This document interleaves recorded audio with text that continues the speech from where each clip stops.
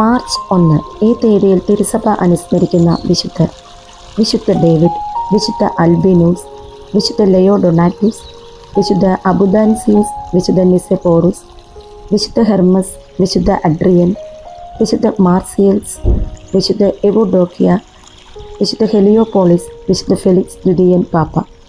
വിശുദ്ധ ഡേവിഡ് 516 കാലഘട്ടത്തിലാണ് വിശുദ്ധ ഡേവിഡ് ജീവിച്ചിരുന്നത്.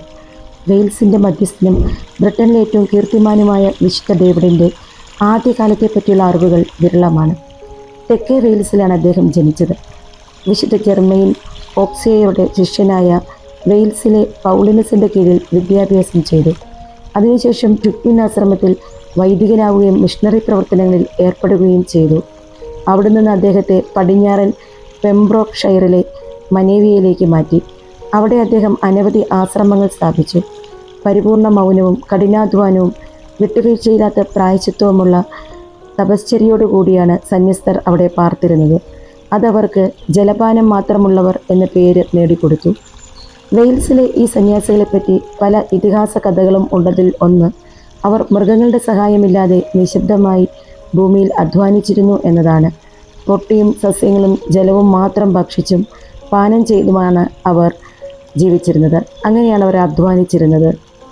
വിശുദ്ധൻ്റെ മിഷൻ പ്രവർത്തനം വിശുദ്ധ നാട്ടിലും വ്യാപരിച്ചു. ജെറുസലേമിലെ പാത്രിയാർക്കിസ് വിശുദ്ധനെ അവിടുത്തെ ആർച്ച് ബിഷപ്പാക്കി വാഴിച്ചു. അദ്ദേഹം അധ്യക്ഷം വഹിച്ച 569 സിനഡിൽ ബ്രിട്ടനിലെ പെലാജിയൻ പാഷണ്ഡതയെ തോൽപ്പിക്കുകയും വെയിൽസിലെ സഭയ്ക്ക് വേണ്ടിയുള്ള അദ്ദേഹത്തിൻ്റെ ഡിക്രിയകൾ ഔദ്യോഗികമായി അംഗീകരിക്കപ്പെടുകയും ചെയ്തു. അദ്ദേഹത്തിൻ്റെ ആസ്ഥാനം മിന്നീവിലേക്ക് മാറ്റപ്പെടുകയും അവിടെ മരണം വരെ വസിക്കുകയും ചെയ്തു.